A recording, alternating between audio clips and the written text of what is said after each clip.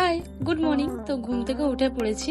সবার প্রথমে কাজ থাকে ঘুম থেকে উঠে জল খাওয়া। তোমরা সবাই জানো ঘুম থেকে উঠে জল খাওয়াটা খুবই ভালো, তাই এক বোতল জল আগে খেয়ে নিন, তারপরে চলে আবার ঘরে কাজ করা যাক। এই দেখো আমার বরকে দেখো 3-4টে বালিশ নিয়ে ঘুমাচ্ছে। বেচাটাকে ঘুমাতে দাও, আমি চলো ঘরে কাজ করি। এই যে ফাইনালি আমার রান্না বান্না হয়ে গেছে, ঘরের কাজও করে নিচ্ছি। টয়ে চলে গেছিলাম ফুলমালা আনতে, যেহেতু বৃহস্পতিবার ছিল। প্রতিদিনের মতন আমার আজকেও সকালবেলা সব কাজ হয়ে গেছিল, তাই চলে গেছিলাম ফুলমালা এনে বাড়িতে করে নিয়েছিলাম একটা সুন্দর ব্রেকফাস্ট। এটা ছিল একটা স্যুপ আর ছিল স্যান্ডউইচ। আমার কিন্তু এই স্যুপটা দেখে মনে হচ্ছিল টক জল, বাট না, এটা স্যুপ ছিল। টিফিন করে চলে গেছিলাম জামা কাপড় ভাঁজ করতে। আমার আগের দিন অনেক জামা কাপড় কেটেছিল, এগুলোই ভাঁজ করতে হবে। দেখো এখানে দেখতেই পাচ্ছ অনেক কাপড় ছিল, বাট ফাইনালি আমার জামা কাপড় ভাঁজ করা হয়ে গেছে। এবার সুপিসে ঢুকে দেওয়ার পালা। আর জানো তো আমাদের এখানে না জল বাড়িতেই দিয়ে আসে, কাউকে নিয়ে যেতে লাগে না।